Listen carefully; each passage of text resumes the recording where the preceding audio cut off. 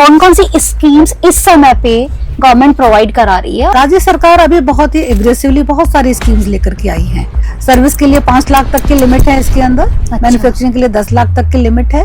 Jan Aadhaar mandatory है इसमें। हाँ। मूल आधार मैंडेटरी है। गवर्नमेंट बहुत सपोर्ट करती है महिलाओं को आगे बढ़ाने के लिए। और तो अभी वुमेन एंटरप्रेन्योर्स के लिए कौन सी ऐसी स्कीम्स है जो गवर्नमेंट की लाइव है? मुख्यमंत्री नारी शक्ति योजना है ओके। जिसके अंदर 1 करोड़ तक का लोन है और 25% इसके अंदर सब्सिडी है। फर्स्ट टाइम एंटरप्रेन्योर्स हैं जो स्टार्टअप वाली, जैसे अभी हम बात कर रहे थे, उनके लिए कोई स्पेशल स्कीम्स है? रिप्स को छोड़कर बाकी सब में 45 इयर्स की एज कर दी है इसमें। बस आपको तो आइडिया जनरेट करना है। आपको मतलब सपोर्ट करने के लिए तो प्राइवेट इन्वेस्टर्स भी हैं। मैम आज के टाइम में कौन सा ऐसा सेक्टर है जो सबसे ज्यादा बिजनेस ग्रोथ का पोटेंशियल रख रहा है? विंड आ गया, वाटर प्योरिफिकेशन आ गया, ZLDs आ गए, EV चार्जिंग स्टेशंस हो गए।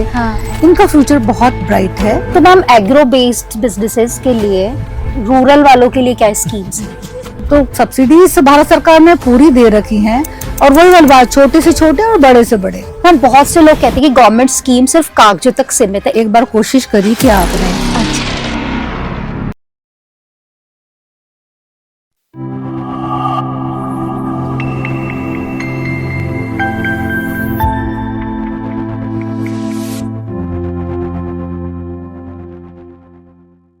हेलो, नमस्ते and welcome back to another panchayat of Panchayati with Priyanka. मैं प्रियंका शर्मा एक बार फिर आप सभी का स्वागत करती हूँ आज के इंफॉर्मेटिव पंचायती में।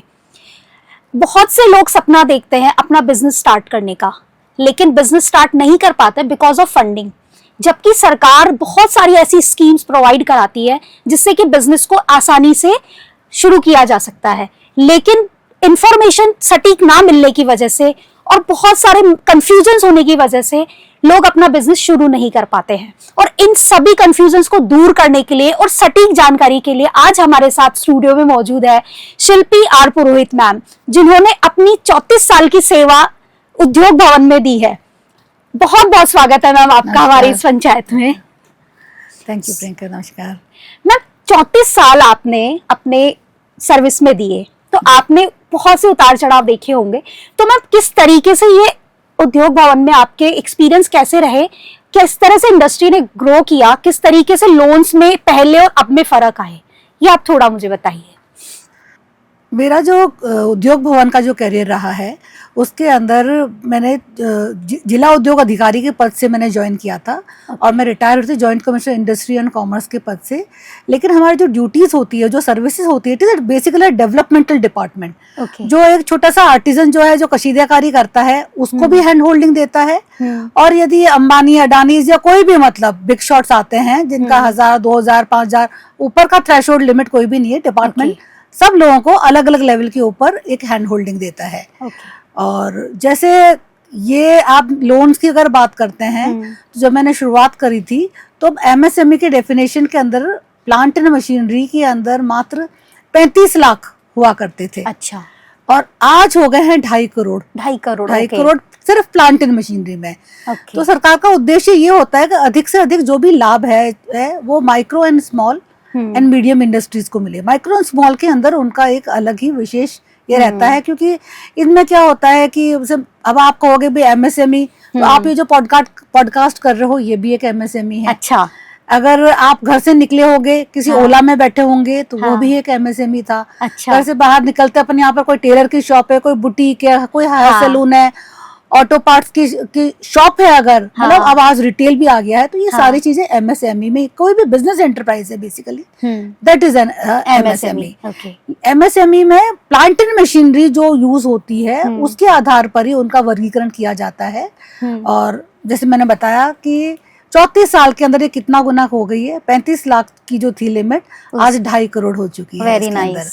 तो अब 2.5 करोड़ जिसकी प्लांट एंड मशीनरी है उनको भी हम माइक्रो के अंदर ही काउंट कर रहे हैं। तो जो सरकारी जो लाभ है इन सबको ज्यादा मिलते हैं। पहले के मुकाबले में जैसे आपने बताया, तो गवर्नमेंट की स्कीम्स पहले किस तरीके से आती थी और अब किस तरीके से गवर्नमेंट कितना अग्रेसिवली काम कर रही है? स्कीम्स पहले भी थी और आज भी है, लेकिन आज रीच बढ़ गई है लोगों के। पहले जैसे वो था कि आपने कुछ कैंप्स लगाए, उस कैंप के अंदर आपने कितने लोगों को एड्रेस किया, 100, 200, 500 लोगों को एड्रेस कर सकते हो आप। लेकिन अब जो अभी वाला जो टेक्नोलॉजी के साथ में और एग्रेसिव भी हो गए। अब मैंने देखा एजुकेशनल इंस्टीट्यूशंस भी हैं, अच्छा। वो भी उनका भी एक स्पेसिफिक फोकस रहता है कि हमारे जो स्टूडेंट्स हैं वो जॉब गिवर बने, जॉब सीकर नहीं बने। तो वो लोग भी इस तरह के ईडीपी प्रोग्राम्स करवाते रहते हैं, हाँ। डिपार्टमेंट्स करवाते रहते हैं। और बच्चे खुद भी हो गए हैं, जैसे स्टार्टअप का जो नया नाम आया है वो क्या है, बेसिकली एंटरप्रेन्योरशिप ही है एक तरह से। हाँ। तो रीच जो है ना गवर्नमेंट स्कीम्स की, ये बढ़ चुकी है अब। सो मैम, आपने जैसे एमएसएमई की बात करी, तो आप एमएसएमई को एक अच्छे तरीके से एक्सप्लेन कीजिए ताकि एक छोटे से छोटा बिजनेस करने की सोचने वाला इंसान भी अपने आप को उसके लिए एलिजिबल समझ सके। सो एमएसएमई की फुल फॉर्म एंड देन उसके बारे में प्लीज एक्सप्लेन कीजिए। Micro small and medium enterprises इसका फुल फॉर्म है जी। इसको हम सूक्ष्म, लघु और मध्यम के नाम से कहते हैं। और पहले कुछ समय तक खाली मैन्युफैक्चरिंग और सर्विस इंडस्ट्री को ही एमएसएमई में गिनते थे, लेकिन अब जो रिटेल जो शॉप्स हैं, हाँ। उसके अंदर भी उनको भी अब हम एमएसएमई मानते हैं। और तीनों का फर्क बता दूं, मैन्युफैक्चरिंग के अंदर यदि कोई चीज है, जैसे कपड़ा है, कपड़े का आपने ड्रेस बना दी, वो मैन्युफैक्चरिंग हो गई है। ठीक है। और या कोई भी आपने अगर फूड एग्रो की बात करें, ये आपका अनाज है, उसको पीस दिया आपने, उसका फॉर्म चेंज हो गया, उसकी प्रोसेसिंग होगी, दैट इज कॉल्ड मैन्युफैक्चरिंग। मतलब जो एंड यूज है और जो शुरुआत जो रॉ मटेरियल है, उसके अंदर एक प्रोसेसिंग होनी चाहिए। ओके। सर्विस के अंदर आप खाली सर्विस ही प्रोवाइड करते हो, जैसे अभी अपन पॉडकास्ट कर रहे हैं यहाँ पर, कोई नीचे उतरे, कोई हेयर सैलून होगा, कोई ऑटो वर्कशॉप होगी, कोई ड्राई क्लीनिंग की शॉप होगी। इस तरह से जो चीजें होती है वो सर्विस के अंदर आ जाती है। आपके हॉस्पिटल्स है, होटल्स हैं, रेस्टोरेंट्स हैं, ये सारे सर्विस इंडस्ट्री में आती है। और रिटेल जिसके अंदर आदमी सिर्फ खुद खरीदता है और फिर उसके अंदर अपना मार्जिन ऐड करके बेच देता है, उसमें कोई चेंज नहीं करता है वो, दैट इज कॉल्ड रिटेल। तो जो फ्यू ईयर्स जब मैंने ज्वाइन किया था तब रिटेल को एमएसएमई में नहीं कर रहे थे। अच्छा। लेकिन लास्ट 2 पॉलिसीज के अंदर रिटेल को भी एमएसएमई मान रही है सरकार। अच्छा। इनके रजिस्ट्रेशन भी हो रहे हैं। हाँ। और सरकारी योजनाएं भी बन रही है ट्रेडर्स के लिए अब जो है। ओके। तो मैम, एमएसएमई में रजिस्टर्ड किस तरीके से किया जाता है? एमएसएमई के अंदर भारत सरकार का पोर्टल है, उसके अंदर फ्री ऑफ कॉस्ट इसका रजिस्ट्रेशन होता है। 10 मिनट के अंदर आपको अपना आधार से लिंक्ड होता है। इसको उद्यम रजिस्ट्रेशन है, लेकिन it is linked with your Aadhaar.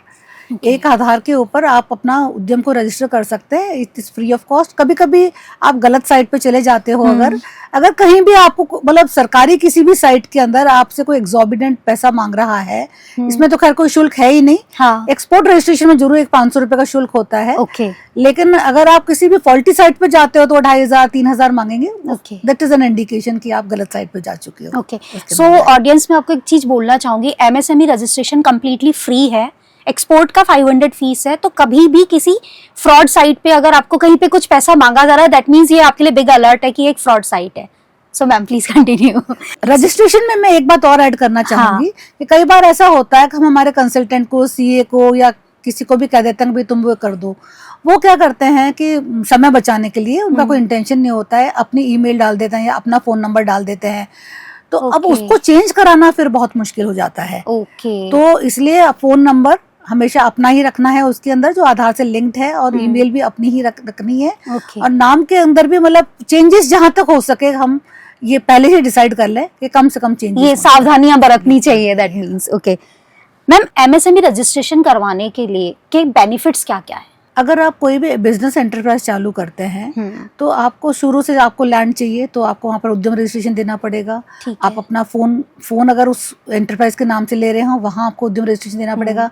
Power connection ले रहे हो, उसमें आपको लेना पड़ेगा। एनीवेयर आप कहीं भी जाओगे आपको तो आपको जीएसटी लोगे, आपको उद्यम रजिस्ट्रेशन देना पड़ेगा। बैंक में खाता खोलोगे, ये स्टैटिस्टिकल है, इट इज नॉन मैंडेटरी। लेकिन आपका एक तरह से पहचान है आपकी यूनिट की, तो इसलिए लेना तो जरूरी है। इसके फायदे हमें इट्स नॉट मैंडेटरी, पर आप इससे स्किप कर ही नहीं सकते हो। और जीएसटी तो जैसे जरूरी हो ही गया है, तो अगर जीएसटी लेंगे तो एमएसएमई हमको ज्यादा बेनिफिट देगा। मैम, अगर कोई घर से बिजनेस चला रहा है तो वो एमएसएमई रजिस्ट्रेशन किस तरीके से करेगा? वो कर सकता है अपना वही आधार के हिसाब से। अच्छा। और उनके एड्रेस प्रूफ वगैरह का? एड्रेस वो नहीं मांगता। वो आप जब आप एमएसएमई में मतलब उद्यम रजिस्ट्रेशन जब हम करते हैं तो इसके अंदर किसी भी तरह का कोई प्रूफ नहीं मांगता है। वो लोग मानते हैं कि आप जो सूचना दे रहे हो वो सही दे रहे हो। अच्छा। उसके आधार के ऊपर आपने जो भी डाला उसके अंदर कंप्लायंसेस हमको खुद करनी पड़ेगी। यदि हम कोई पॉलिटिक इंडस्ट्री कर रहे हैं तो ये हमारा होने से हमें वो कंप्लायंसेस देनी पड़ेगी।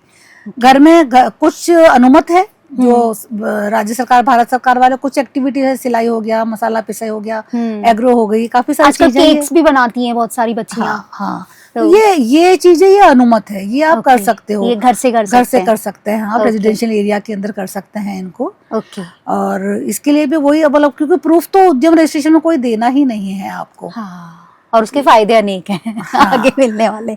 ओके मैम, बिजनेस लोन्स के बारे में बात करूंगी तो कौन कौन सी स्कीम्स इस समय पे गवर्नमेंट प्रोवाइड करा रही है और किस किस तरीके के लोन्स के लिए चल रही है? मैं पहले राज्य सरकार राजस्थान की स्कीम्स की बात करूंगी और शॉर्ट के अंदर हम भारत सरकार की स्कीम्स की भी बात करेंगे जी। क्योंकि है ना, राज्य सरकार अभी बहुत ही एग्रेसिवली बहुत सारी स्कीम्स लेकर के आई हैं। तो पहली स्कीम की मैं करूँ जो 10 लाख तक के लिए है, मुख्यमंत्री युवा स्वरोजगार योजना। मुख्यमंत्री युवा स्वरोजगार योजना। इसके अंदर 10 लाख तक के मैक्सिमम कैपिंग है और इसमें जो ब्याज अनुदान है वो 100% है। एक चीज प्रियंका और क्लियर करूंगी कि जो सरकार लोन नहीं दे रही है, लोन तो आपको बैंक से ही लेना पड़ेगा, आपके प्रोजेक्ट की वायबिलिटी के हिसाब से बैंक देगी, लेकिन सरकार उसको चलाने के लिए आपको कुछ अनुदान या सब्सिडीज देंगी। तो ब्याज अनुदान की बात जहां तक हम करते हैं, हम जब बैंक से लोन लेंगे तो वहाँ 10, 11, 12% के अंदर हमारा लोन सैंक्शन होता है जी। उसके अंदर से जो मुख्यमंत्री युवा स्वरोजगार योजना है, इसमें जितना भी अपने को ब्याज में सैंक्शन हुआ पूरा 100% रियम्बर्स हो जाएगा। अच्छा, 3-3 महीने में आप क्लेम्स देंगे और 100% उसका रियम्बर्समेंट है। और एक 35,000 की कैपिटल सब्सिडी भी है उसके अंदर। सर्विस के लिए 5 लाख तक की लिमिट है इसके अंदर। मैन्युफैक्चरिंग के लिए 10 लाख तक की लिमिट है। जन आधार मैंडेटरी है इसमें, मूल आधार मैंडेटरी है। लेकिन इतना बड़ा बेनिफिट, क्योंकि क्या होता है कई बार कि बैंक्स ये बिना कोलेटरल सिक्योरिटी वाले लोन्स होते हैं, तो बैंक इसमें कई बार इंटरेस्ट रेट ज्यादा लगा देता है। अब वो इंटरेस्ट रेट भले मान लो उसने 11% भी लगा दी, जो कि बहुत हाई है, लेकिन उस कैंडिडेट के बिजनेस पे कोई असर नहीं पड़ा, क्योंकि उसको जो EMI जो वो चुकाएगा तो ब्याज पूरा उसको रियम्बर्स हो जाएगा। तो बहुत ही जैसे नए आर्टिजन्स वगैरह हैं या छोटे लेवल के बहुत ही सूक्ष्म वाले हैं जो MSME के अंदर आते हैं। MSME तो देखो प्रियंका, दोबारा कहूंगी 2.5 करोड़ जिनके वहां तक पहुंच चुके हैं। पर जो उसका जो माइक्रो वाले हैं, जो हो गए हैं ये लोग, इन सबके लिए ये वाली स्कीम है। ये 10 लाख तक का स्कीम है। हाँ, कोशिश ये रहती है फर्स्ट टाइम एंटरप्रेन्योर्स होने चाहिए। इसमें इन्होंने एज का भी बार दे दिया, 45 ईयर्स तक की एज वाले ही लेते हैं इसके अंदर, ले सकते हैं, मतलब ये मैंडेटरी है। अच्छा, और इसके बाद में अगर आप थोड़ा और बड़ा काम करना चाह रहे हो तो वो है विश्वकर्मा युवा उद्यम प्रोत्साहन योजना। इसमें 1 और 2 करोड़ तक के लोन्स हैं और इसमें 8% इंटरेस्ट सबवेंशन और 2 करोड़ है तो 7% इंटरेस्ट सबवेंशन है। और बैंक जो से कोलेटरल सिक्योरिटी के बगैर जो लोन देते हैं उसमें CGTMSE कहते हैं उनको। जिसमें CGTMSE योजना के तहत वो अपने को कोलेटरल फ्री लोन देते हैं, तो उसकी वो एक फीस चार्ज करते हैं। वो फीस भी इसके अंदर सरकार आपको रियम्बर्स कर देगी। तो पूरा विन-विन सिचुएशन है इसके अंदर। तो ये तो 2 करोड़ तक का हो गया। अब आप तो कह रहे हो मैं तो 100 करोड़ का लगाऊंगा या मैं 10 करोड़ का लगाऊंगा। तो एक दूसरी स्कीम है राजस्थान इन्वेस्टमेंट प्रमोशन स्कीम 2024। इसके अंदर जो मशीनरी वाला पोर्शन है आपका, लैंड बिल्डिंग के तो लोन पे तो कुछ नहीं मिलेगा, लेकिन जो मशीनरी वाला पोर्शन है उसमें 6 से लेकर के 4% तक आपको ब्याज अनुदान वापस मिल जाता है। तो कहीं ना कहीं हर एक को सारी सहूलियतें हैं इसके मिल सकती है और मिनिमम टू मैक्सिमम क्राइटेरिया तो काफी सारा है। मैम, कोई भी बिजनेस लोन अप्लाई करने से पहले एक एंटरप्रेन्योर को क्या क्या तैयारी करके जाना चाहिए ताकि उसका लोन पास हो जाए? सबसे पहले तो उसको अपना जो प्रोजेक्ट है उसका पूरा सर्वे रहना चाहिए उसमें। मोस्टली क्या होता है, बैंक को जब आप अपना प्रोजेक्ट नहीं एक्सप्लेन कर पाते हो, क्योंकि कागज तो आप दे दोगे, कागज जो देते हैं, एक जो सिविल है वो उसका बढ़िया सही होना चाहिए। अगर सिविल सही नहीं है तो आपका प्रोजेक्ट कितना भी बढ़िया हो, बैंक आपको लोन नहीं देगा। और बाकी जैसे जो नॉर्मल पेपर्स है, अगर आपने पहले से काम किया है तो आपकी ITRs है, आपका रेजिडेंस प्रूफ है, आपका उद्यम रजिस्ट्रेशन है, आधार है, पैन कार्ड है, ये सारी चीजें आपको ले जाने, बैंक स्टेटमेंट है, ये तो आपको कंपाइल लेके जानी ही चाहिए। और बाकी प्रोजेक्ट रिपोर्ट होती है जो आप कर रहे हैं, उसमें प्रोजेक्शंस होते हैं अगले 3 साल के अंदर आप कितना कमा लोगे, उसी के आधार के ऊपर ही आपको लोन दिया जाता है। और मैम, जो स्टार्टअप्स वाले होते हैं, न्यू जो बिल्कुल नए स्टार्ट कर रहे हैं, वो तो अपना कुछ दिखा नहीं पाएंगे, अपना ITR उनको प्रोजेक्शन के हिसाब से मिल जाता है। और उनको कितना प्रोजेक्ट के अकॉर्डिंग ही मिलता है या फिर उनका प्रोजेक्ट बड़ा हो तो भी मिल जाता है उसके अंदर, बट यही वाली बात है कि वो कितना अपने आप को एक्सप्लेन कम्युनिकेट कर पाते हैं कि हाँ ये बिजनेस मेरा ये जो आइडिया है ये मुझे भी कमा के देगा और बैंक की ईएमआई भी निकाल देगा। Okay, end of the day तो ईएमआई तो करनी ही पड़ेगी। ओके मैम, अगर किसी का सिबिल स्कोर वीक है तो उसके लिए भी कोई ऑप्शंस अवेलेबल है? अगर उसकी खुद की गलती नहीं है, सिबिल के अंदर कई बार ऐसा होता है कि गलती से भी बैंक की भी गलती हो जाती है, या उसने किसी और की गारंटी दी और उसने अब पैसा चुका दिया है, तो सिबिल के अंदर वो लोग मेल करके बैंक के थ्रू भी मेल करवा करके उसको ठीक करवा सकते हैं। अच्छा, नहीं तो फिर उसको 3 या 5 साल जो है वो वेट करना ही पड़ेगा। अगर वास्तव में डिफॉल्ट है, अगर डिफॉल्ट है तो there is no option. Okay okay, मतलब देयर इज 2, अगर वो जेन्युइनली डिफॉल्ट है और सिबिल खराब हुआ है तो कोई ऑप्शन नहीं है। 3 या 5 साल रुकना वो तो हमेशा टैग रहता ही रहता है उसके अंदर जो है। और अगर कई बार ऐसा होता है कि उसने खुद ने कोई डिफॉल्ट नहीं किया है, किसी की गारंटी दी, उसका भी पैसा रीपे हो चुका है, वहां पर देयर इज ऑप्शन कि आप बैंक से भी लिखवा सकते हो। सिबिल का जो डिपार्टमेंट है वहां खुद भी अप्रोच कर सकते हो। सो मैम, हम बात करेंगे विमेन एंटरप्रेन्योर्स की। गवर्नमेंट बहुत सपोर्ट करती है महिलाओं को आगे बढ़ाने के लिए, और पहले भी काफी कर रही थी और आज भी बहुत कर रही है। तो अभी विमेन एंटरप्रेन्योर्स के लिए कौन सी ऐसी स्कीम्स है जो गवर्नमेंट की लाइव है? देखिए, महिला और बाल विकास एक खुद एक डिपार्टमेंट है। अच्छा। जो महिलाओं के अपलिफ्टमेंट के लिए करता है। लोन में मैं प्रियंका एक बात ऐड करना चाहूंगी, जैसे जो SC/ST कॉर्पोरेशन है और जो माइनॉरिटीज डिपार्टमेंट है, ये ऐसे डिपार्टमेंट्स हैं जो खुद ही लोन देते हैं। अच्छा, जबकि बाकी जहां पर जो है वहां बैंक लोन देती है, बैंक लोन देगी और फिर अपन सब्सिडी दे देंगे इसमें जो है। लेकिन ये 2 डिपार्टमेंट ऐसे हैं, SC/ST उनके लोन वैसे कम होते हैं, अमाउंट बड़ा कम रहता है उनका। अच्छा, कितना होता है मैम? उनका 10 लाख तक का मैक्सिमम रहता है उसमें जो है। लेकिन वो है वो खुद लोन दे देते हैं उसे, उनके भी नॉर्म्स होते हैं कि किसी की गारंटी लेते हैं, सब कुछ लेते हैं। अच्छा, पर जो बैंक जो है बाकी जो जितने भी पैसे MSME डिपार्टमेंट जो हमारा है, इंडस्ट्री एंड कॉमर्स और महिला बाल विकास, इनके भी जो लोन स्कीम्स हैं, तो महिलाओं की जब अपन बात करते हैं तो महिलाओं की जो है मुख्यमंत्री नारी शक्ति योजना है, जिसके अंदर 1 करोड़ तक का लोन है और 25% इसके अंदर सब्सिडी है। किस तरीके से अप्लाई कर सकता है मुख्यमंत्री नारी योजना? सारी जितनी भी भारत अपने राज्य सरकार की योजनाएं हैं, इनकी ऑनलाइन पोर्टल बना हुआ है, सिंगल साइन ऑन वेबसाइट। जितने डिपार्टमेंट की जितनी स्कीम्स है सारी को आपको इसी पे ही अप्लाई करना होगा। और ये नारी शक्ति वाली स्कीम भी वहीं से अप्लाई करनी है। मुख्यमंत्री युवा स्वरोजगार योजना है तो भी वहीं से अप्लाई करना है। विश्वकर्मा योजना है वो भी वहीं से करनी है। रिप्स है तो भी, सबके पोर्टल्स बने हुए हैं। और ऑनलाइन होने से एक ये है कि या तो आप ई-मित्रा के माध्यम से लगा लो, या अभी वाले जो बच्चे हैं वो तो खुद ही लगे, क्योंकि शुरू से ही उन लोगों को कंप्यूटर और फ्रेंडली रहे हैं ना। राइट। तो कई बार ये क्वेश्चन आता भी है कि गांव वाले लोग बाग हैं वो कैसे करें, तो उनको भी आने की जरूरत नहीं है। गांव वाला बंदा यहाँ आता, फिजिकल फॉर्म लेता, फिर चेक कराता, नहीं तो वो ऑनलाइन फॉर्म भरता है। तो ये सहूलियत है, तो वो ई-मित्र के उस माध्यम से कर सकता है इसमें जो है। और महिलाओं के लिए ये और भी स्कीम्स है। प्रधानमंत्री एम्प्लॉयमेंट गारंटी प्रोग्राम है जो कि भारत सरकार की योजना है। अच्छा, ये योजना भी ऐसी है जिसको मतलब जिसका निरोत्तर, ये 35,000 की योजना थी एक टाइम के अंदर, और आज 1 करोड़ तक पहुंच गई है। ग्रेट। वो 1 करोड़ तक का प्रोजेक्ट और 50 लाख के ऊपर सब्सिडी मिलती है इसके अंदर।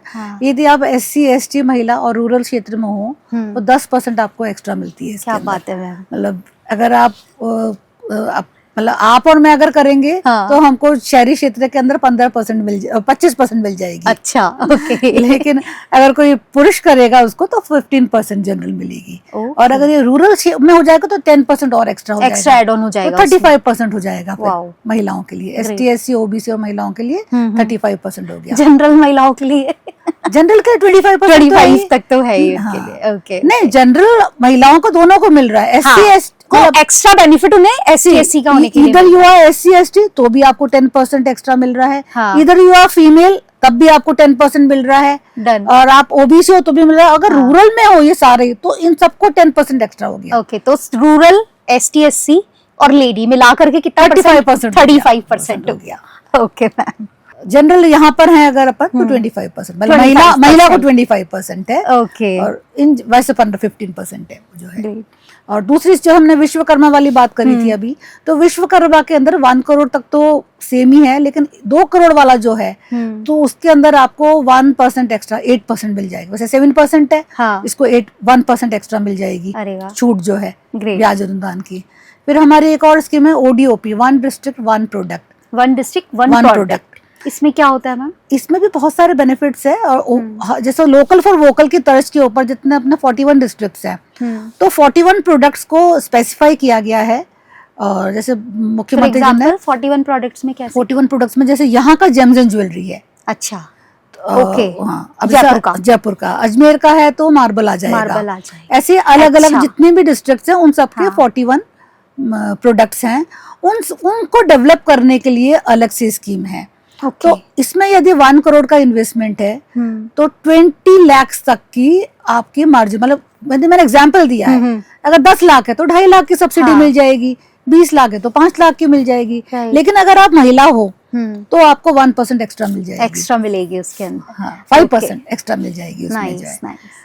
तो 25% मिल जाएगी फिर 25%। इसमें जो है। और मैम ये छोटा छोटा जो स्कीम्स में अप्लाई होता है 20% फिर 5% और ये जब बड़े स्केल पे देखते तो काफी बड़ा अमाउंट हो जाता है। बड़ा अमाउंट हो जाता है, बिल्कुल। ये लगता है अपने को 5% ही है, आधे परसेंट के ऊपर बैंक के अंदर लोग बैंक चेंज कर लेते हैं अपना। हाँ। तो मैम आपको काफी एक्सपीरियंस है, इतने सालों तक आपने लोगों को कंसल्ट किया है, तो मैं अपने दर्शकों के लिए जो महिलाएं घर होम मेकर्स है या घर से अपना कोई बिजनेस स्टार्ट करना चाहती है, तो उनको आप क्या एडवाइस देना चाहेंगी जिससे कि उनमें कॉन्फिडेंस आए और वो अपना काम स्टार्ट कर सके?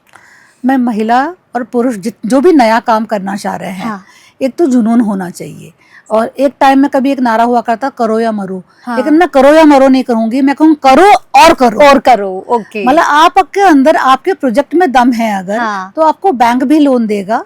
आपको DIC में कोई इंटरव्यू है तो उस इंटरव्यू से भी फेस करके आप निकल जाओगे। उस DIC मतलब जो भी डिपार्टमेंट्स है जहाँ पर इंटरव्यूज होता है, वैसे 10 लाख तक की स्कीम्स में तो कोई इंटरव्यू है ही नहीं। Okay. बड़े के अंदर कहीं इंटरव्यू होता है, लेकिन आप अगर यू आर कॉन्फिडेंट, आपको सब चीज मालूम है उसके बारे में, तो होमवर्क बहुत एसेंशियल है। हाँ। और आप लगे रहते हो तो सक्सेस मिलती ही मिलती है। फिर आज के टाइम के अंदर तो इन्वेस्टर्स भी है, प्राइवेट इन्वेस्टर्स भी आ गए हैं इतने सारे। स्टार्टअप के लिए स्टार्टअप पॉलिसी है। हाँ। उनको अलग अलग सीड फंडिंग मिल जाती है। यहाँ पर भामाशाह टेक्नो हब है। हाँ जी। तो टेक्नो हब वो सारे स्टार्टअप को जगह भी देता है। उसके अलावा भी जितने भी ये एजुकेशन इंस्टीट्यूशंस हैं, ये भी स्टार्टअप को प्रमोट कर रहे हैं अभी। ओके। और भारत सरकार की तो स्कीम्स है ही हैं इसके हाँ, अंदर जो हाँ। है। और स्टार्टअप के अंदर अभी खाली IT रिलेटेड नहीं होगी, आप किसी भी तरह को इनोवेटिव आइडिया लेकर के आओ। आइडिया होना चाहिए, डजंट मैटर। और आपको तो आइडिया जनरेट करना है। आपको मतलब सपोर्ट करने के लिए तो प्राइवेट इन्वेस्टर्स भी हैं। हाँ, और गवर्नमेंट तो जैसे है ही अपने साथ में। ओके मैम, जो कॉलेज स्टूडेंट्स हैं या जो फर्स्ट टाइम एंटरप्रेन्योर्स हैं, जो स्टार्टअप वाली जैसे अभी हम बात कर रहे थे, उनके लिए कोई स्पेशल स्कीम्स है या फिर ऑनगोइंग स्कीम में ही इन लोगों का रहता है? ये स्कीम्स अब इन्होंने वैसे मतलब यंग जनरेशन के हिसाब से इन्होंने सोचा माइंड में रखा है। हाँ। क्योंकि इनमें रिप्स को छोड़कर बाकी सब में 45 इयर्स की एज कर दी है इसमें। जो है तो उसमें कितनी एज है? रिप्स में कोई एज नहीं है। अच्छा, उसमें कोई एज रिप्स में कोई एज नहीं है। ये जो MYSY और युवा जो विश्वकर्मा उद्यम प्रोत्साहन योजना है, इनके अंदर एज क्राइटेरिया है। और PMEGP वो फर्स्ट टाइम के लिए ही है। ओके। या जिसने प्रधानमंत्री एम्प्लॉयमेंट गारंटी प्रोग्राम जो है, ये फर्स्ट टाइम स्टार्टअप वालों के ये लिए। फर्स्ट टाइम है। और एक्सपेंशन भी किसको मिलेगा? जिसने ऑलरेडी पहले लिया हुआ है, वही एक्सपेंशन के लिए एलिजिबल रहा। किस तरीके से पहले लिया हुआ है मतलब? जैसे किसी ने पहले PMEGP में एक बार लोन अप्लाई किया, सक्सेसफुल रहा, उसने रीपे कर दिया, ठीक है, वो दोबारा उसी स्कीम के अंदर फिर से ले सकता है। ओके। जो बाकी जैसे जो दूसरी स्कीम्स हैं अभी, उनमें लास्ट 5 इयर्स तक भी अगर अपन ने कोई लोन मतलब गवर्नमेंट सब्सिडी अवेल कर रखी है, तो then you are not eligible for another 5 years. Okay. लेकिन PMEGP ऐसी स्कीम है जिसके अंदर एक तो फर्स्ट टाइम एंटरप्रेन्योर आएगा, आपको कोई कंपटीशन नहीं है उसके अंदर।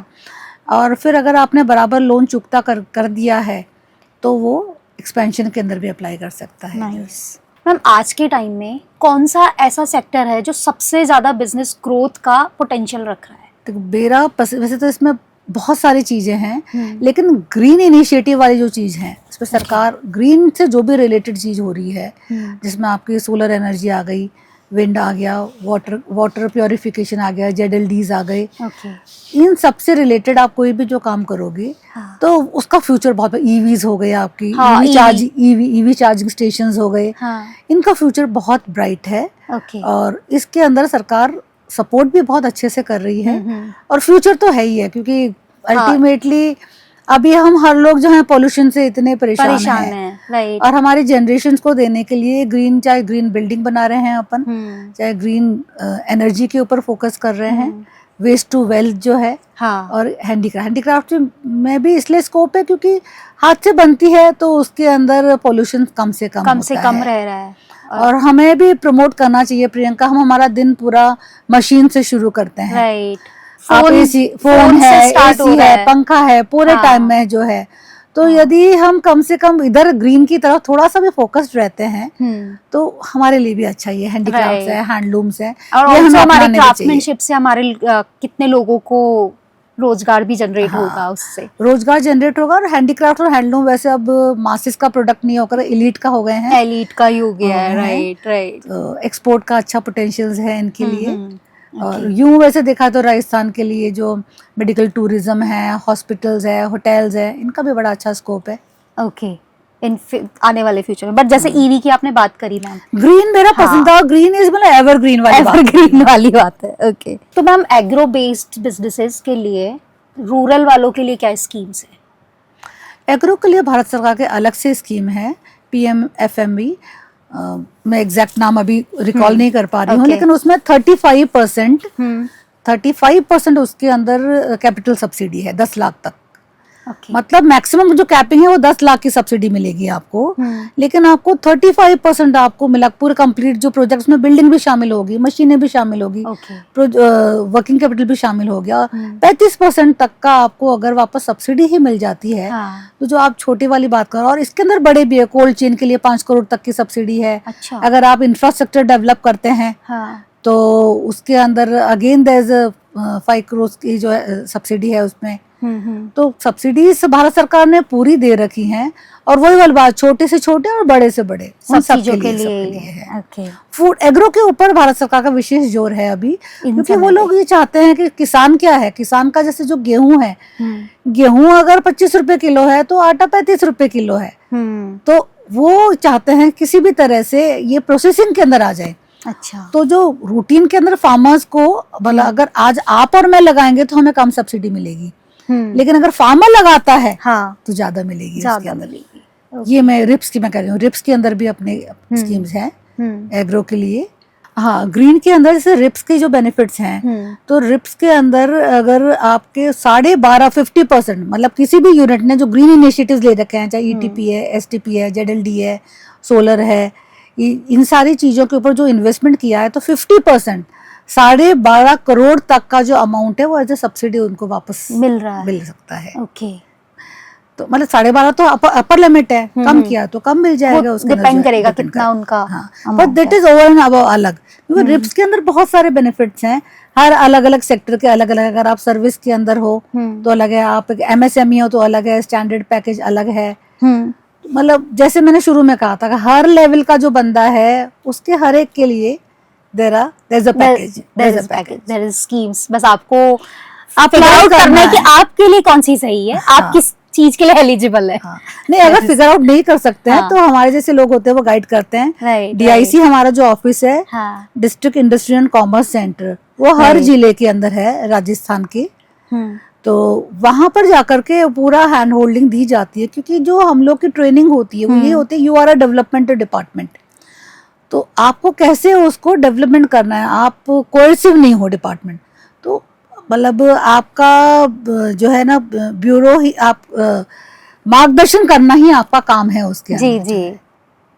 तो मैम रिप्स को थोड़ा सा आप और एक्सप्लेन कीजिए, विद इसकी फुल फॉर्म भी बताइए। रिप्स की जो है राजस्थान इन्वेस्टमेंट प्रमोशन स्कीम 24, इसके अंदर हर तरह के यूनिट के लिए बेनिफिट्स है। सबसे पहले अपन माइक्रो वाले यूनिट्स की ही बात करेंगे, तो 5 करोड़ तक की इनकी यदि प्लांटेड मशीनरी है तो इनको 6% तक का इंटरेस्ट सबवेंशन मिल जाएगा। ओके। और अगर और बढ़ती जाती है तो इसके बाद में पहले 4%, मतलब 10 करोड़ 4%, और फिर 3% तक है। लेकिन बढ़िया बात यह है कि ऐसा नहीं है कि पूरा एक साथ ही आपको 3 ही कर दिया, आपका ज़्यादा हो गया था। पहले 5 करोड़ के लिए आपको 6% मिल जाएगा, और बाद में ग्रेजुअली वो कम हो जाएगा, कम होता जाएगा। और 5 करोड़ प्लांट एंड मशीनरी की बात कर रहे हैं अपन। हाँ। तो प्लांट एंड मशीनरी के अंदर बहुत सारे यूनिट्स हैं, वो लग जाते हैं इसके अंदर जो है। और आप अभी भी स्मॉल में आ रहे हो, क्योंकि 2.5 करोड़ तक की आपकी जो लिमिट है जो माइक्रो के लिए है, तो आपके कैटेगरी भी ज़्यादा चेंज नहीं हो रही है इसके अंदर जो है।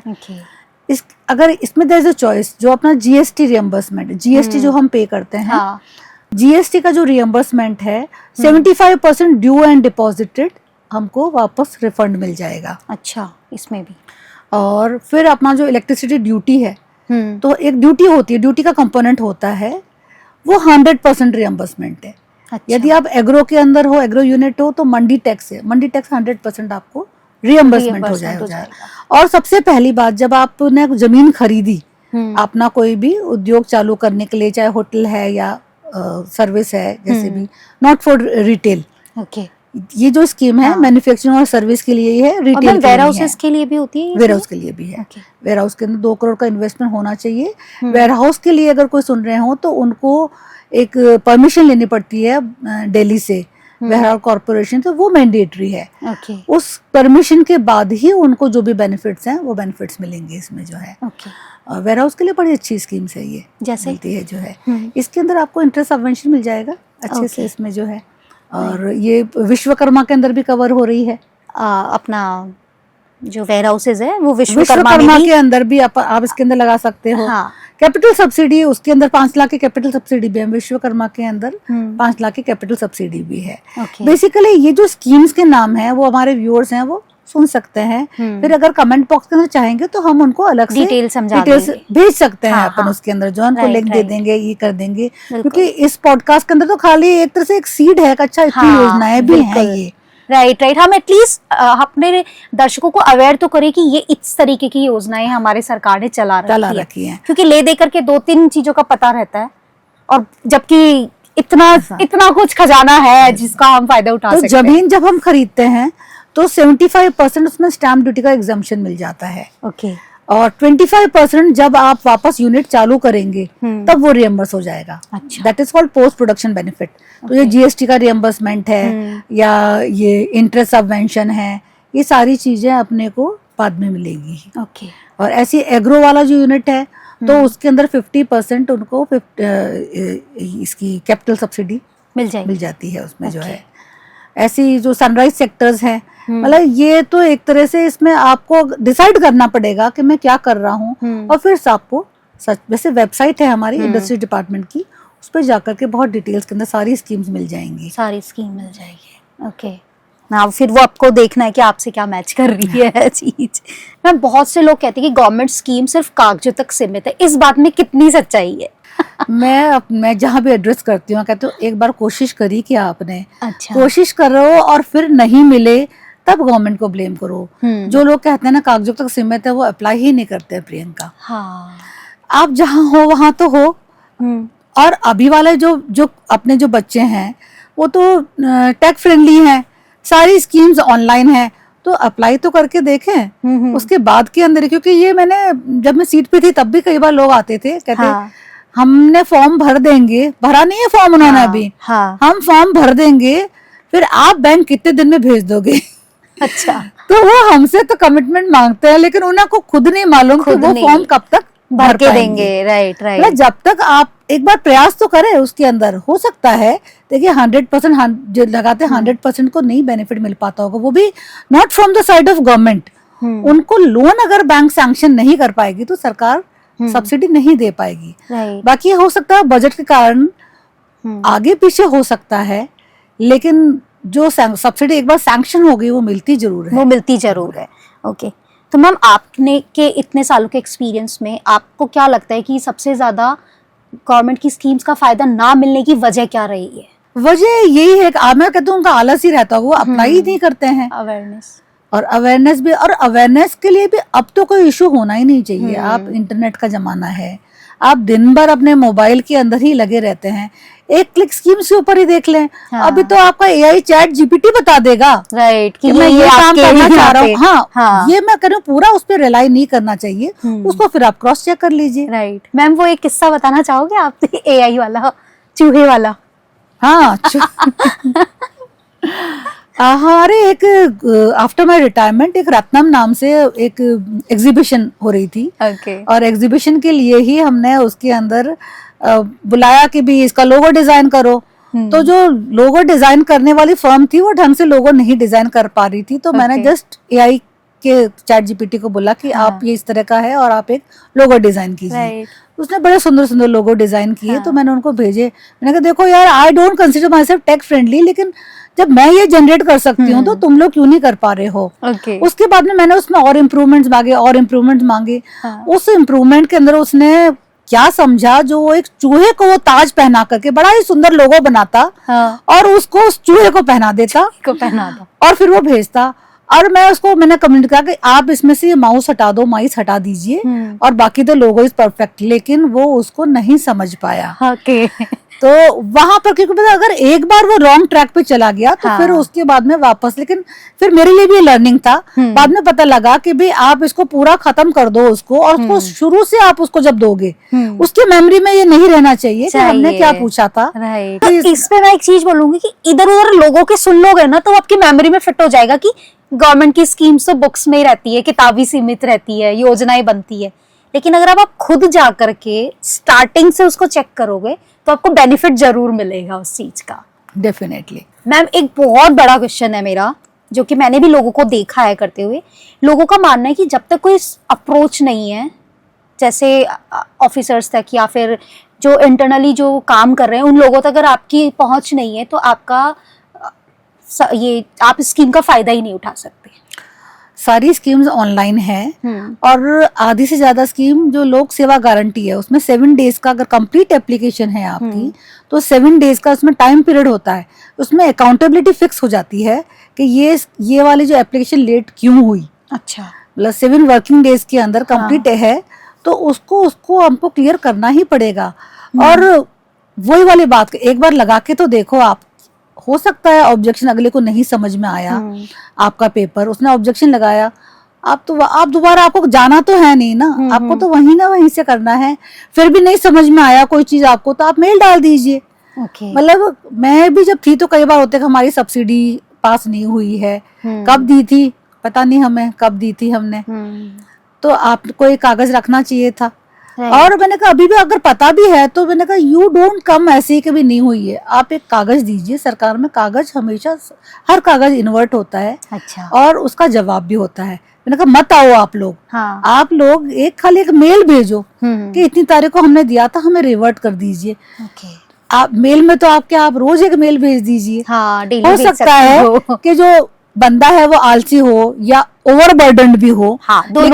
लेकिन जब 30 दिन हो जाएंगे या 15 मेल हो जाएगी तो अकाउंटेबिलिटी तो आएगी रहेगी ना उसके ऊपर, तो देना पड़ेगा जवाब जो है। तो थोड़ा सा हमारा एक इंडियन माइंडसेट भी है कि हम प्रयास कम करते हैं या करते ही नहीं है। और जो ये मतलब कम से कम जहाँ हमें जाना नहीं पड़ रहा है वो तो हमें एक मेल तो डालना ही चाहिए हमको। मैम, बहुत सारे लोग जो मिडिलमैन या एजेंट्स बनके और लोगों के मतलब आप के और बिजनेस जो जिसको फायदा चाहिए उनके बीच का कड़ी का काम करते हैं, लेकिन बहुत ज्यादा ये मिडिलमैन की वजह से बहुत लोगों का काम नहीं भी हो पाता है और कुछ लोगों का बहुत आसानी से भी हो जाता है। तो हमें डायरेक्ट करवाना चाहिए या मिडिलमैन के थ्रू जाना चाहिए? आपको डायरेक्ट एप्लीकेशन लगानी चाहिए और कभी आपको दिक्कत आए तो डायरेक्ट जाइए डीआईसी के अंदर, चाहे आपका बड़ा यूनिट है तो उद्योग भवन में चले जाइए। आपके पेपर्स कंप्लीट है तो मैंने कहा ना 7 दिन के बाद तो फाइल कोई रुक ही नहीं सकती है। मतलब अगर यू शुड बी अवेयर कि 7 दिन हो गए मेरी फाइल को क्या हुआ, क्यों नहीं हुई है, क्यों नहीं हो रही है। मिडिलमैन की जरूरत है। देखिए कंसल्टेंट्स आर वेरी इंपॉर्टेंट। वो इसलिए कह रही हूँ कि जैसे प्रोजेक्ट रिपोर्ट बननी है वो आप और मैं नहीं बना सकते हैं, न ही कोई डीआईसी का ऑफिशियल आपको गाइड कर देगा। लेकिन प्रॉपर प्रोजेक्ट रिपोर्ट है तो वो तो जो प्रोजेक्ट रिपोर्ट बनाने वाला जो है वो ही बना पाएगा। या इसके अंदर प्रोजेक्शंस हैं, हम वो कुछ प्रोजेक्शंस जो होते हैं वो तो दे आर रियली प्रोजेक्टेड। अपने को नहीं पता हमने आज एक यूनिट चालू करी है तो कि at the end of 2 years हम कितना कर लेंगे, इसमें क्या प्रॉब्लम आ सकती है या नहीं आएगी, या हाँ। वो प्रोजेक्शन तो देने पड़े। वो प्रोजेक्शन हम हमारे लेवल के ऊपर प्रोजेक्ट्स के लिए तो मैम प्रोजेक्ट रिपोर्ट बनाने के लिए तो अलग से लोग होते ही हैं, वो दे आर होते नॉट हैं। मिडिलमैन की जो कड़ी नहीं है आप लोगों को जोड़ने की। हाँ, जो नहीं, प्रोजेक्ट बना रहे हैं कड़ी, डिफरेंट पीपल, वो अलग होगा। हाँ। तो वो आपको वो टेक्निकल एक्सपर्टीज आपके पास में नहीं है, तो वो तो अपने को लेनी ही पड़ेगी, वो अलग चीज है, वो या लेनी आपको पड़ेगी। फाइल लगानी ही नहीं आ रही है। हाँ, वैसे तो मैं कहती हूँ कि इतनी इजी सिस्टम है ओके, कि सारी चीजें आपके नाम के में आधार से वो चीजें फैच होकर के यू मतलब वो मांगता जाता है आपको क्या चीज हाँ, देनी है। ओके, पर एक होता है ना, एक भय है अभी भी, हाँ, क्या क्या है, या भय कह दो या आलस कह दो। हम्म, जब जो काम एक ई मित्रा वाला कर सकता है, क्या हम लोग नहीं कर सकते हैं? Right. हम दिन भर फोन के ऊपर चैट करते रहते हैं, हाँ, ये भेज दिया, वो बना दिया, राइट, राइट, लेकिन वहां के टाइम के अंदर हम थोड़ा सा घबरा जाते हैं। घबरा जाते हैं, ये चीज है। बहुत बार सर्वर भी डाउन हो जाते हैं तो उससे भी नहीं हो पाता, वो एक प्रॉब्लम है, फ्रस्ट्रेशन भी हो जाती है, प्रॉब्लम है कि सारी चीजें ऑनलाइन हो गई हैं, लेकिन इंटरनेट फैसिलिटी कई बार धोखा दे प्रॉब्लम जाती जाती है है। और वही फिर लगता है कि यार किसी से बोल के करवा लेते हैं, नहीं, पर ये वो चीज़ हो होगा तो, जाती वो है। बोलने से नहीं होगा, वो तो आपकी फाइल कंप्लीट है तो ही होगा उसमें जो है। नहीं बोलने से मतलब मिडिल मैन को बोल देंगे तो वो ट्राई करता रहेगा। भाई अपना काम आउटसोर्स कर दिया ना आपने कि आप उससे करवा लो। हाँ, वो आप अपना टाइम सेव कर रहे हो उसके अंदर जो है, तो आप ये मान के चलो कि भाई मैं अपना टाइम सेव कर रहा हूँ इसलिए मैंने इस कंसल्टेंट को हायर किया है। अब ये मत सोचिए कि वो वहां जाकर के कुछ आपका जितना प्रोजेक्ट में दम होगा तो ही काम होगा। बैंक आपको तभी तो लोन देगा, आपके प्रोजेक्ट में दम ही नहीं है तो कैसे देगा। हाँ, हो सकता है उसका थोड़ा बहुत 19-20% लाइजनिंग भी हो, 19-20 मतलब 1% तक का हो सकता है। आपको प्रोजेक्ट में दम ही नहीं है तो कैसे होगा, कैसे काम हो। और दम है अगर तो बैंक वाला देगा आपको लोन, बैंक भी देगा, और गवर्नमेंट की सब्सिडीज के अंदर तो ये दिक्कत नहीं है। डिले हो सकती है लेकिन वन सैंक्शन आपको सब्सिडी तो मिलेगी। मैम कुछ लोग सिर्फ सब्सिडी के लिए बिजनेस शुरू कर देते हैं, उसका आउटकम क्या रहता है। वो नहीं करना चाहिए। सब्सिडी एक तो इट्स नॉट अ क्लेम, वो सरकार कभी भी वापस ले सकती है। अच्छा, तो ये आप अगर सब्सिडी पे, बैंक सब्सिडी आपको सपोर्ट हो सकती है कि हाँ हम 1 करोड़ का कोई बिजनेस कर रहे हैं ओडीओपी का और 20 लाख सब्सिडी मिल रही है हमको, तो वो अपने को सपोर्ट हो गया। लेकिन सरकार सब्सिडी कभी भी वापस मना भी कर सकती है। अच्छा, जैसे मैं पीएमजीपी की आपको बताई मैंने अभी, इसके अंदर सब्सिडी है, लेकिन अभी अगर डिस्क्लेमर लिखा हुआ आता है उसके अंदर कि subsidy is not a right, मतलब सरकार अभी उन यूनिट्स को दे तो दे, नहीं दे तो नहीं दे। अच्छा, तो सब्सिडी के लिए कभी भी यूनिट नहीं लगाना चाहिए। अपने को प्रोजेक्ट लगाने के लिए ही प्रोजेक्ट लगाना चाहिए, या पूरा श्योर है कि हम ये एक्सपेंशन करेंगे या इस बिजनेस को करने से हमको इतनी ग्रोथ मिल जाएगी, इतना हमारा रिटर्न ऑफ रेवेन्यू हो जाएगा, तो उसके हिसाब से करने। फिर जो मिल रहा है वो तो एक्स्ट्रा है, वो एक्स्ट्रा है, वो विन विन वाली बात है। वो विन विन वाली बात है। मैम एक चीज बताइए कि एक गवर्नमेंट 5 साल काम कर रही है, 5 साल के बाद दूसरी गवर्नमेंट आ रही है, तो ऐसे में किस तरीके से स्कीम्स फ्लक्चुएट होती है या उनका फायदा लोगों को मिलने में क्या प्रॉब्लम्स आती है। नहीं, कोई नहीं आती है। स्कीम्स मोटा मोटी वही रहती हैं, बस उनका लेवल बढ़ जाता है थोड़ा बहुत जो है, या थोड़ा बहुत उसमें चेंजेस आ जाएंगे। नाम तो बदलते ही हैं नाम बदलते ही हैं, और जैसे जो एमएसएमई की डेफिनेशन चेंज होती है वैसे वैसे स्कीम्स का लेवल चेंज होता रहता है। कभी कभी ये जरूर हो जाता है कि बजट नहीं होता है, दैट इज ये कभी भी नहीं होता है कि ये उस सरकार की स्कीम थी तो इस सरकार के अंदर उसको आने के लिए उसका मतलब बेनिफिट मिलने में दिक्कत आ रही है, क्योंकि वो तो सरकार मानो पर माना हर 5 साल बदलेगी। हाँ, वो तो एक स्कीम 5 साल की है, और तो जो 5वें वाली जो साल की जो जिसने लिया है वो अगले 5 साल वही आएगा। राइट, तो ये तो अगर कोई सोचता है तो गलत है, गलत चीज है। ओके मैम, क्या जीएसटी रजिस्ट्रेशन हर बिजनेस के लिए मैंडेटरी है क्या। जीएसटी के लिए एक लिमिट, थ्रेशोल्ड लिमिट है। अगर आप मैन्युफैक्चरिंग यूनिट हो तो 40 लाख तक का टर्नओवर होगा है तब तक आप एग्जेम्प्टेड हो, और अगर आप सर्विस हो तो 20 लाख तक का टर्नओवर होना चाहिए। लेकिन यदि आप ऑनलाइन बिजनेस कर रहे हैं, जैसे अमेजन है, फ्लिपकार्ट है, तो ये आप भले 1 रुपए का भी बिजनेस करो, इनको जीएसटी चाहिए। सरकार की तरफ से तो ये नॉर्म्स बने हुए हैं, लेकिन आपको क्योंकि उनका जो पेमेंट है पैन कार्ड के हिसाब से इन्होंने मैंडेटरी बना रखा है ताकि कोई फ्रॉडुलेंट काम नहीं हो। वहां पर आपको अगर आप 10,000 का भी टर्नओवर है आपका, तो भी आपको जीएसटी लेना पड़ा। लेकिन जो रिटर्न भरने के लिए है वो मैंने आपको बताया कि 40 लाख तक की तो लिमिट है मैन्युफैक्चरिंग के लिए, और 20 लाख की लिमिट है सर्विस के लिए। ओके, मतलब यहाँ तक मैंडेटरी नहीं है। मैंडेटरी नहीं है, मतलब मैं 20 लाख तक कमा रही हूँ तब तक मेरे को जीएसटी लेने की जरूरत नहीं है। टर्नओवर कमा नहीं रहे हो, टर्नओवर दिखा रहे हो, सेल्स सेल आ रही है उसकी। Okay okay ma'am, export business शुरू करने वाले या अपने बिजनेस को एक्सपोर्ट तक, जो चल रहा है बिजनेस उसको एक्सपोर्ट तक ले जाने के लिए सरकार क्या सहयोग प्रदान कर रही है? राजस्थान में 5 साल हो गए, राजस्थान एक्सपोर्ट प्रमोशन काउंसिल अलग से बनी है। अच्छा। जो एक्सपोर्टर्स को ही बेनिफिट देती है। एक्सक्लूसिवली ये जो बॉडी है ये एक्सपोर्टर्स को ही बेनिफिट देने के लिए हुई है। इसकी मेंबरशिप लेना जरूरी है, वो भी बहुत नॉमिनल है, 4-4.5 हजार की मेंबरशिप फीस है एनुअल जो है। और जो मेंबर्स हैं उनके लिए there are specific schemes to benefit them. अपन कोई भी जब एक्सपोर्ट करते हैं तो हमें कई बार हमारा कुछ डॉक्यूमेंटेशन होता है, कुछ प्रोडक्ट की टेस्टिंग होती है, उसकी अलग से फीस लगती है। ये सारी फीस है ये रियम्बर्स हो जाती है। अच्छा। अगर आप फर्स्ट टाइम एक्सपोर्टर हैं तो जो आप एक्सपोर्ट के लिए जो शुल्क लगता है आपका आईसीडी के अंदर, तो 2 लाख रुपीस पर ईयर ये अपने को वापस मिल जाएगा सरकार से। और अगर आपने कोई नई टेक्नोलॉजी प्रोक्योर की है या नई कोई मशीन्स प्रोक्योर की है तो अप टू 1,75%। अच्छा, आप सोचिए मतलब कितना बड़ा बेनिफिट है, कितना बड़ा बेनिफिट है कि 75% की सब्सिडी आपको सब्सिडी मिल रही है आपको। नॉर्मली जो गवर्नमेंट स्कीम्स होती हैं वो अगर लोन मिलता है, लोन लेते हैं तभी अपने को लोन से लिंक्ड होती है, जैसे ओडीओपी की मैंने बताया था, that is linked with loan. लेकिन ये जो सब्सिडी है टेक्नोलॉजी वाली, ये आपकी it's not linked with loan also, आपने अपने पैसे से भी ली है तो भी 75% गवर्नमेंट आपको एज अ सब्सिडी वापस रिफंड दे रही है। 2 बार में देती है ये, एक साथ नहीं मिलता है, but it's a very good amount. और इसके अलावा जो जितने भी भारत सरकार की जो एजेंसीज है, कमर्शियल बॉडीज हैं, ये जो भी मेले ऑर्गेनाइज करती है out of India, national, international, domestic level पर, इन सब का जो है 75% तक का आपने को उसमें सबके लिमिट्स फिक्स हो रखी है।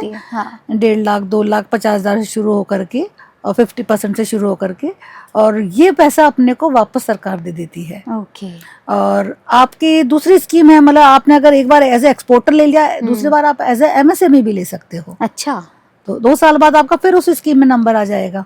एक्सपोर्ट के लिए कौन से बेस्ट बिजनेस या कौन से ऐसे प्रोडक्ट्स हैं जिनका मतलब फ्यूचर ग्रोथ देखिए अच्छा जो है? यहाँ पर है, मैं जयपुर की बात करूँ तो जेम्स एंड ज्वेलरी का बहुत एक्सपोर्ट हो रहा है, कपड़ों का बहुत ज्यादा एक्सपोर्ट हो रहा है, हैंडीक्राफ्ट का बहुत एक्सपोर्ट हो रहा है, फर्नीचर का एक्सपोर्ट हो रहा है, ये अपना हैंडमेड पेपर है इसका एक्सपोर्ट हो रहा है। ओके। ये तो हब है। खैर हम तो एक आर्टिस्ट इन सिटी में बैठे हैं। और इवन एग्रो, हालांकि मेरा फील्ड नहीं है, पर एग्रो प्रोडक्ट भी बहुत ज्यादा एक्सपोर्ट हो रहे हैं। अच्छा, ओके।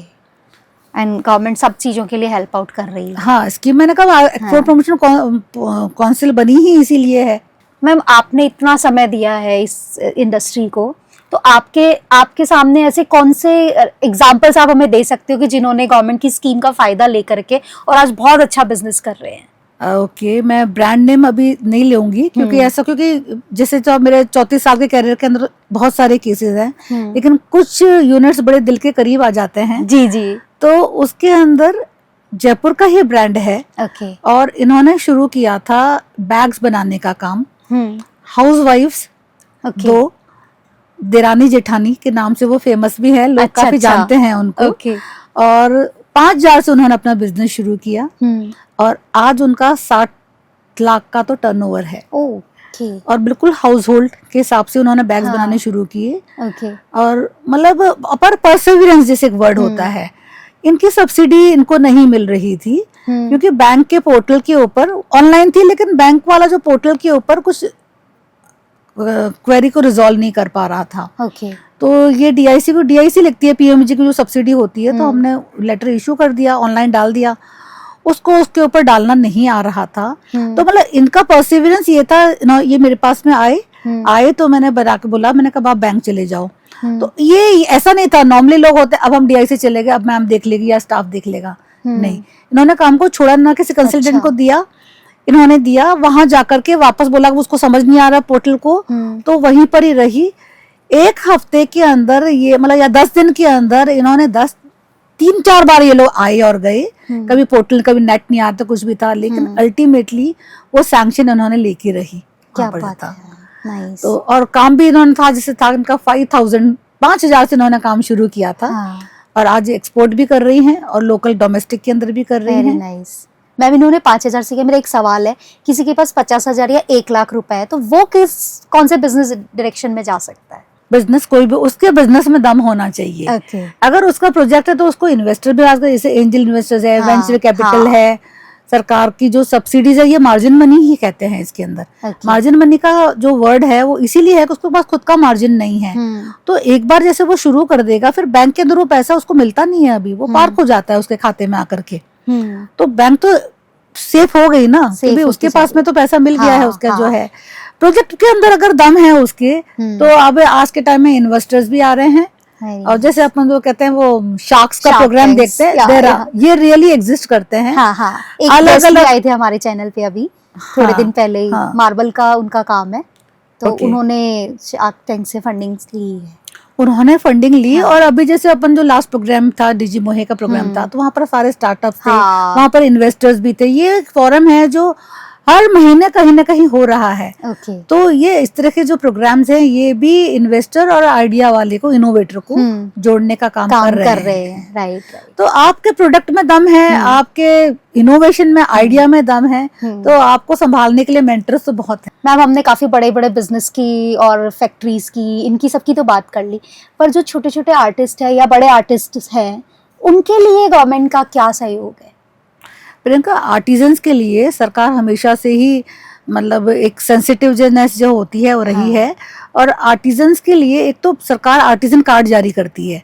तो ये आर्टिजन कार्ड भारत सरकार भी जारी करती है और राज्य सरकार भी जारी करती है। अच्छा। और इस कार्ड के आधार के ऊपर, क्योंकि ज्यादातर ये लोग अपने मेलों में सामान बेचते हैं, तो राज्य सरकार और भारत सरकार किसी भी मेले में अगर ये जाते हैं तो उनको आने जाने का किराया 50% stall rent up to 5,000 rupees और मैक्सिमम 21 डेज का एक भत्ता होता है डेली का। बाहर है तो 650 रुपए और लोकल है 450 और राज्य के अंदर ही कहीं जाना है तो 550 रुपए। ताकि कम से कम उसकी कोई बिक्री नहीं भी हुई है या कम हुई है तो उसके ऊपर कोई खर्चा नहीं पड़े, उस पे नहीं आएगा। तो ये पैसा तो सरकार दे ही रही है। फिर जैसे पहले जो स्कीम थी हमारे मुख्यमंत्री लघु उद्यम प्रोत्साहन योजना, उसमें भी आर्टिजन्स के लिए 100% ये था इंटरेस्ट सबवेंशन जो था। और अभी तो सरकार ने नई स्कीम मुख्यमंत्री युवा स्वरोजगार योजना जो है, इसमें अंदर आप कितने भी लोन, मतलब कितने भी परसेंट के ऊपर अगर आपको लोन सैंक्शन हो तो 100% आपको रियम्बर्स हो जाएगा। तो ये ध्यान में रखते हुए ही रखा गया है। प्लस इसके अंदर जैसे एक वर्ड होता है टर्म लोन और वर्किंग कैपिटल। टर्म लोन होता है हमारे फिक्स इन्वेस्टमेंट्स के लिए और वर्किंग कैपिटल होता है रोजमर्रा की जो चीजें हैं उनके लिए। बड़े बिजनेसेस जो हैं उनको टर्म लोन के ऊपर उन्होंने कर दिया कि आपका तो टर्म लोन के ऊपर ही हम पैसा देंगे, लेकिन क्योंकि टर्म लोन आपका 70% होना ही चाहिए। लेकिन जो छोटे हैं इसके अंदर इन्होंने इस तरह की कोई भी कंडीशन नहीं रखी है, क्योंकि उनको वर्किंग कैपिटल ज्यादा चाहिए होगा। तो इस चीज को ध्यान में रखते हुए ये स्कीम्स हैं और बहुत ही बढ़िया स्कीम्स हैं इसके अंदर जो है। और आर्टिजन्स जो है उसको तो सपोर्ट, मतलब मैं आपको वैसे भी कह रही हूँ जो कुछ सुन रहे हो कि क्योंकि वो हाथ से काम करता है तो हमें उसको बार्गेन भी नहीं करना चाहिए। और कुछ अच्छा दिख रहा है तो आप खरीदो तो खरीद लो, नहीं खरीदो तो उसको ये मत कहो कि इतने में दे देगा क्या। क्योंकि ये मैं उनको सबको सजेस्ट करती हूँ तुम अपनी प्रोडक्ट स्टोरी लगाओ उसके अंदर जो है। हम एक कोटा डोरा की साड़ी लेते हैं तो हमें लगता है ये 3,000-5,000 क्यों है, उसको कितने दिन लगे हैं लूम के ऊपर बनाने के अंदर, वो हमें नहीं पता होती है कि एक एम्ब्रॉयडरी वाली साड़ी है या एम्ब्रॉयडरी वाली कोई चीज है जो हाथ की एम्ब्रॉयडरी है बनी हुई है, तो उसके अंदर उसने कितनी नाइट स्पेंड करी है। ये हम लोग ऐसे से नहीं कर पाते हैं। पहले जो आर्टिस्टिक चीजों को समझ सकता है ना मैम, वो उसके लिए ही वो बार्गेन नहीं करेगा। और जैसे अपने यहाँ का ब्लू पॉटरी है, बहुत ही मशहूर है, तारकशी है, बहुत ही मशहूर है। अपने को लगेगा कि ये इतनी सी चीज के लिए हम खुर्जा की पॉटरी आती है वो 150-200 के अंदर आपको मिल जाएगी और वही चीज यहाँ पर 3-3, 4-4 हजार की है। पर उसको जब हम बनाते हुए देखते हैं ना तो हमें लगता है कि उस आर्टिजन ने बहुत मेहनत बहुत करी है। राइट। जैसे मैंने बताया हुआ है प्रियंका कि हमारे पास में हर तरह की स्कीम्स हैं। तो सबसे पहले जैसे मैंने बताया कि MYSY स्कीम है, मुख्यमंत्री युवा स्वरोजगार योजना। इसके अंदर 10 लाख तक की योजना है और जितना भी पूरा इंटरेस्ट सबवेंशन होगा वो पूरा एज ए सबवेंशन सरकार वापस दे देगी। दोबारा रिपीट कर रही हूँ क्योंकि लोन तो इसके अंदर बैंक से ही लेना पड़ेगा जी। और बैंक के अंदर उनको ही प्रूव करना पड़ेगा कि उनका प्रोजेक्ट अच्छा है, वायबल है और वो पैसा रीपे कर देंगे। फाइल पहले DIC में लगती है through single sign on website और DIC उसको उसके ही पसंदीदा बैंक के अंदर भेजेगी जिसमें वो कहेगा। और वहां से वो जब वो पास हो जाएगी तब उसको क्वार्टरली इसमें मिल जाता है। दूसरी स्कीम है हमारी जो विश्वकर्मा युवा स्वरोजगार योजना। इसमें भी 2 करोड़ तक का जो बिजनेस है इसके लिए अपने को लोन तो आपको भी बैंक से लेना है। 8% और 7% इसके अंदर इंटरेस्ट सबवेंशन वापस मिल जाएगा। 2 करोड़ के अंदर इसका फायदा कौन लोग उठा सकते हैं? इसके अंदर मैन्युफैक्चर और सर्विस कैटेगरी है, ठीक है, वो है। फिर ट्रेड प्रमोशन पॉलिसी है, वो ट्रेडर्स के लिए बनी हुई है खाली। तो उसके अंदर 1 और 2 करोड़ है। 6% इंटरेस्ट सबवेंशन वापस मिल जाएगा उसके अंदर। और ई-कॉमर्स वगैरह में भी जो उनका खर्चा आता है वो भी वापस मिल जाता है इसमें जो है। कोई वेबसाइट बनाते हैं तो वो भी वापस पैसा मिल जाएगा इसमें जो है। ट्रेड में नहीं, दूसरी हमारी MSME पॉलिसी है। उसके अंदर 2% आपको एक्स्ट्रा बेनिफिट है यदि आप महिला हो, SC ST हो, युवा हो तो। जैसे रिप्स में मैंने बताया था, रिप्स में 6% इंटरेस्ट सबवेंशन है 5 करोड़ तक। ठीक है, आपने 5 करोड़ तक का लोन लिया है, अगर आप महिला हो, 45 इयर्स तक की एज है या SC ST या ODOP है तो 2% आपको एक्स्ट्रा मिल गया वहां पर। तो ये MSME और इसी तरह से MSME पॉलिसी के अंदर भी यदि आप बाहर मेलों के अंदर जाते हैं विच आर अप्रूव्ड, एक तो लिस्ट भी है और जो भारत सरकार राज्य सरकार से अप्रूव्ड है, तो इसके अंदर भी आपको मतलब एग्जीबिशंस जो है फेयर्स एंड एग्जीबिशन, इसके अंदर आपको रियम्बर्समेंट 75% तक वापस मिल जाता है। तो और इसी के अंदर अगर आपने ई-कॉमर्स के अंदर अपना कुछ सामान बेचा है, आपने कोई वेबसाइट बनाई है जिसमें आपका पेमेंट गेटवे होना आवश्यक है, तो ये हर MSME में आपने कोई टेक्नोलॉजी ली है नई तो 5 लाख तक का आपको वापस रियम्बर्समेंट हो जाएगा। और इसके साथ ही है ODOP पॉलिसी। तो ODOP पॉलिसी जयपुर का जो ODOP है that is James and jewellery, और 41 डिस्ट्रिक्ट राजस्थान की हैं, उनके सबके अलग अलग हैं। उन सबके लिए उनको कैपिटल सब्सिडी भी है और ये फेयर्स में जब जाके आते हैं तो उसका रियम्बर्समेंट भी है, उसको मार्केटिंग कहते हैं। यदि आपने कोई नई टेक्नोलॉजी ली है तो उसका रियम्बर्समेंट है। कोई ई-कॉमर्स के ऊपर जा रहे हो तो वो आपको रियम्बर्समेंट हो रहा है। आपने अपनी वेबसाइट बनाई है उसका रियम्बर्समेंट भी है। और देन मैंने बताया आपको export promotion policy. Export promotion policy के अंदर भी जो आपका प्रोडक्ट सर्टिफिकेशन है, प्रोडक्ट डॉक्यूमेंटेशन है, वो आपको 5 लाख तक 1 साल के अंदर मिल जाएगा। यदि आपका कंटेनर बाहर जा रहा है और आप फर्स्ट टाइम एक्सपोर्टर हो तो 2 लाख तक पर ईयर ये आपको मिल जाएगा। एक ECGC होती है, ये एक तरह से इंश्योरेंस होता है जब आप बाहर जाते हो इसमें जो है। तो ये जैसे हम इंश्योरेंस कंपनी को शुल्क पे करते हैं तो एक्सपोर्टर इसको शुल्क पे करते हैं। वो भी इसमें रियम्बर्समेंट 2 लाख तक का मैक्सिमम लिमिट है, वो मिल जाता है इसके अंदर। हो सकता है कोई लिमिट के अंदर अभी एक्सटेम्पर हो सकता हो, लेकिन दे स्कीम्स एग्जिस्ट। और अगर कोई सुन रहा हो, कुछ क्वेरी होगी तो अगर पूछेगा तो अपन उनको और अच्छे से उसको क्लैरिफाई कर देंगे। राइट। एक्सपोर्टर्स के लिए होगी। फिर हमारे जो रिप्स वाली जो स्कीम है, इसके अंदर आपको माइक्रो और स्मॉल को तो हम बेनिफिट दे रहे हैं, जिसके अंदर सबसे पहले स्टैम्प ड्यूटी एग्जम्पशन है जमीन खरीदने पर, और 75% कन्वर्जन 75% आपको छूट मिल जाएगी। 25% आपको रियम्बर्स हो जाएगा इसके अंदर जो है। एंड आपको 6% आपको जो आपने लोन लिया है मशीनों के ऊपर आपको इंटरेस्ट सबवेंशन मिल जाएगा, या फिर आप GST का रियम्बर्समेंट ले सकते हैं। इलेक्ट्रिसिटी ड्यूटी आपको मिल जाएगी। वेजेस जो आपके परमानेंट एम्प्लॉइज हैं उनका भी 50% आपको मिल जाएगा। सर्विस इंडस्ट्री यदि 25 करोड़ तक का इन्वेस्टमेंट कर रही है तो उनको कैपिटल सब्सिडीज भी हैं 10% तक की। और मैन्युफैक्चरिंग के अंदर 50 करोड़ की थ्रेशोल्ड लिमिट है। क्या बात है।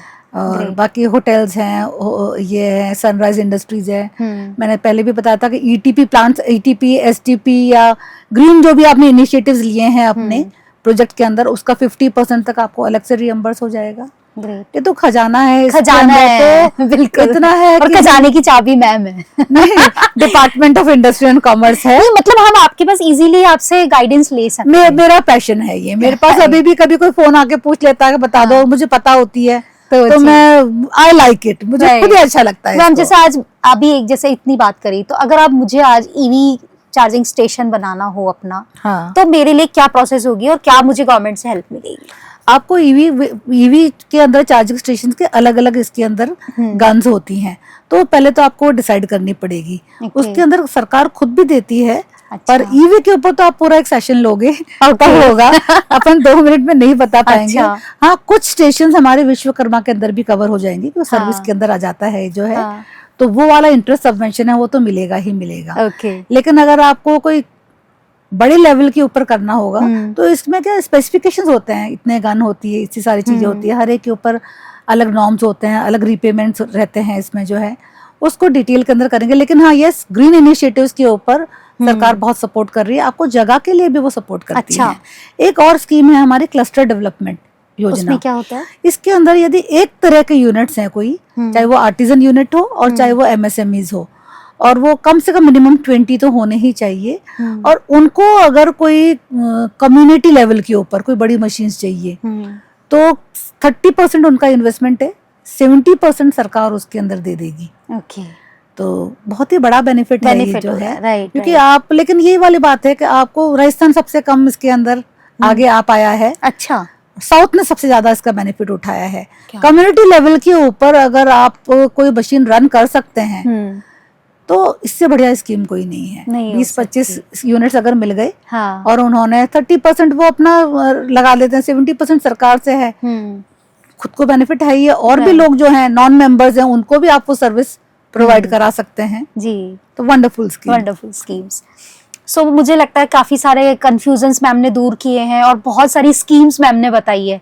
आपकी कोई भी सवाल हो आप हमें DM कर सकते हैं, आप कमेंट बॉक्स में लिख सकते हैं, हमें डायरेक्ट, आपको अगर है तो हमारा नंबर दिया हुआ है, वहाँ पे आप हमें मैसेज ड्रॉप कर सकते हैं, और आपकी जो भी क्वेरी है वो मैम डेफिनेटली सॉल्व जरूर करेगी। मैम बहुत मजा आया आपसे सेशन करके, और इतनी इन्फॉर्मेटिव, मैंने स्टार्टिंग में बोला था बहुत इन्फॉर्मेटिव पंचायती होने वाली है, तो इतनी इन्फॉर्मेशन लेकर के मुझे तो काफी कुछ लग रहा है कि हाँ अब हम ये भी बिजनेस और स्टार्ट कर सकते हैं। लास्ट में मैं आपसे पूछना चाहूंगी कि आप हमारे व्यूअर्स को क्या गाइडेंस देना चाहेंगे ओवरऑल बिजनेसेस और गवर्नमेंट स्कीम्स के लिए? देखिए, एक तो जब तक आप ट्राई नहीं करें उससे पहले आप उसको रिजेक्ट मत कीजिए कि नहीं यहाँ नहीं मिलता है या नहीं होता है, क्योंकि आजकल अभी वाले जो बच्चे हैं टेक फ्रेंडली लोग बाग हो, आपको ऑनलाइन स्कीम अप्लाई ही तो करनी है उसके अंदर जो है। और दूसरा, जब आपने शुरू कर दिया है तो आपको सक्सेस के अंदर आपका जो पर्सनल एक्सपेंसेस हैं और आपके जो बिजनेस एक्सपेंसेस हैं उनको आप हमेशा अलग रखिए, क्योंकि बहुत सारे बिजनेसेस होते हैं वो अपना अकाउंट मेंटेनेंस नहीं होता है, उनको ये पता ही नहीं चलता है कि मैंने कितना कमाया या नहीं कमाया। आपने देख लिया मेरा टर्नओवर इतना हुआ, इतना प्रॉफिट हुआ, आपको अपने भी तो सैलरी कहीं आप और होती है, आपकी जो अपॉर्चुनिटी कॉस्ट थी उसको ऐड करनी होगी। और बर्निंग तो हर बिजनेस की आती है, उसको आपको झेल लेना है। इसलिए मैं फिर से कहूंगी, करो और करो। राइट। अब जमाना बदल गया है, करो और करो, मरना तो है ही नहीं। फिर हमें आना है, फिर करी क्यों रहे हैं? करना है और करना है, और अपॉर्चुनिटीज है। और प्राइवेट के अंदर भी जितना अभी इन्वेस्टर्स आ रहे हैं, पहले कभी नहीं आ रहे थे। हाँ, अकाउंटिंग आपकी बहुत अच्छी होनी चाहिए, अकाउंट्स के अंदर हमको एक क्लैरिटी होनी चाहिए कि भाई मैंने इस महीने क्या कमाया, कहाँ पर मतलब उसमें हम लैग कर रहे हैं। राइट, ये चीज है। So thank you so much ma'am, बहुत मजा आया आपसे बात करके और बहुत इन्फॉर्मेशन हमने गैदर की, और आई होप कि दर्शक भी उसका फायदा उठा सके। सो अब कोई कंफ्यूजन नहीं है, बहुत कुछ चीजें क्लियर हो चुकी है, और भी क्लैरिफिकेशन अगर चाहिए तो आप हमें मैसेज कर सकते हैं। मिलते हैं अगले मेहमान के साथ अगली पंचायत में, तब तक के लिए जय राधा माधव सरकार।